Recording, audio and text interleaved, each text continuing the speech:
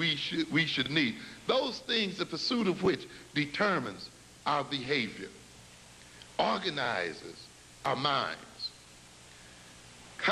Values are what I call the directional factors of consciousness. What are we talking about here? When you value something, and that value is implanted in your brain, the brain calls forth all of its resources, all of the contents that it has, the knowledge it has available to it, the behavioral skills it has available to it, the cognitive skills, the thinking skills and things like that that it has available to it, and organizes those things and relates those things one to each other in such a way that the value can be achieved.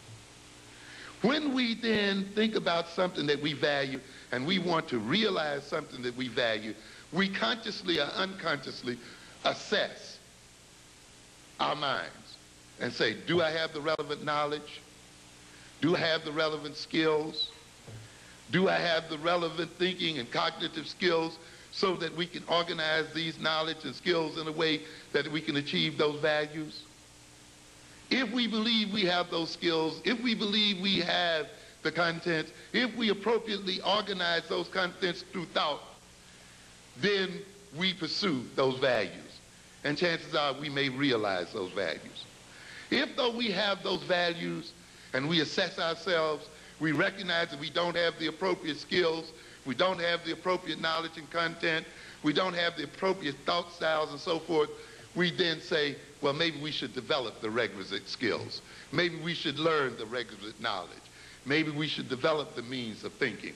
And once we do this, we will then organize them in a way to achieve our values. Once we then have values and are guided by values, and those values guide those skills and contents and so forth, we are empowered to realize those values. And therefore, values are a type of power. Where am I going with this? I'm going with this to say this. If values are a type of power, if values are the things that guide our behavior, if culture is a type of power, and consciousness is a type of power, and personality is a type of power, if we let another people determine the nature of our consciousness, our personality, and our values, they then gain power over us. If consciousness, culture, personality, and values are instruments of power, they then use our consciousness, our values, our culture as their instruments of power. How does this work out in reality? They take our cultural products, our music, our song, and use them as their instruments of power. Yes, and benefit from them. So then, what is an African-centered consciousness? An African-centered consciousness is one that is based on African-centered content, based on African-centered knowledge, based on African-centered values, based on an African-centered consciousness. To the degree that our consciousness is based on African-centered values and so forth, we are empowered as African people. To the degree those values and consciousness are determined by other people, we become their instruments of power, and they use us against ourselves. So consequently, if we are to be empowered, and if our power is to work in our interests, then our consciousness must be an African consciousness. Our values must be African values. Our personality must be an African-based personality.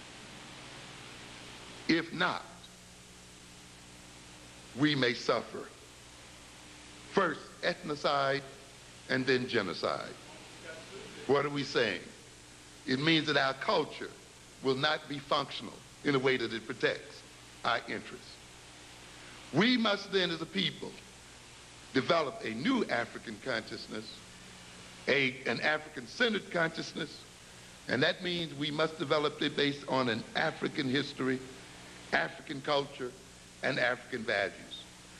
Most of all, we must develop an African sense of nationhood.